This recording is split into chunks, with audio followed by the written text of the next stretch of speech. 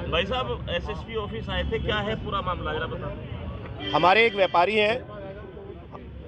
व्यापारी हैं जिनका नाम अजय जैन और अर्चित जैन है। उनके साथ पिछले वर्ष मई में एक घटना घटित हुई जिसमें उनका 1.5 करोड़ रुपए का सोना, उनका जो दुकान का आदमी था, जो उनका एजेंट था, वो ला रहा था और वो लेके बीच में से ही हार्डकोर क्रिमिनल्स को उसने सौंप दिया और लेकर वो लोग गायब हो गए। आज तक पुलिस उसमें गोली देती रही। जो आईओ थे, जो इन्वेस्टिगेशन ऑफिसर थे, वो कहीं ना कहीं, हमारे व्यापारी का कहना है, वो अपराधियों के साथ मिल गए और उन्होंने कहीं ना कहीं उनसे कोई सेटिंग और गेटिंग का मामला कर लिया, बड़ी सेटिंग गेटिंग का मामला कर लिया।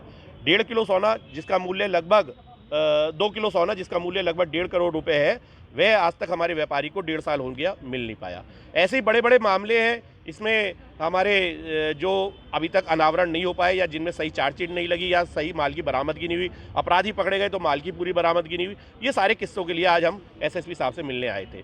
उन्होंने आश्वासन दिया है कि हम जो है इसमें पूरी कार्रवाई करेंगे। एक बड़ा मुद्दा है हमारे सामने, पश्चिम बंगाल में जिस तरीके से लॉ एंड ऑर्डर की पोजीशन चल रही है, और हमारे प्रधानमंत्री जी और हमारे राष्ट्रपति, अब तो राष्ट्रपति जी को भी कहना पड़ा है लॉ एंड ऑर्डर के लिए पश्चिम बंगाल के लिए।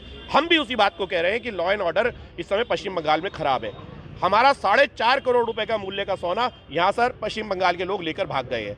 वह सोना आज तक भी रिकवर नहीं हो पाया। यहाँ से पुलिस जाती है, खाना पूर्ति कर कर वापस आ जाती है, हमारा सोना हमें वापस नहीं मिल रहा है। हमें कहना है कि पश्चिम बंगाल के अंदर केवल पुलिस का ही नहीं, अगर आवश्यकता पड़े तो सेना, और सेना नहीं तो राष्ट्रपति शासन लागू होना चाहिए। हमारा सोना हमें तक मिलना चाहिए, हमारा मौलिक अधिकार है।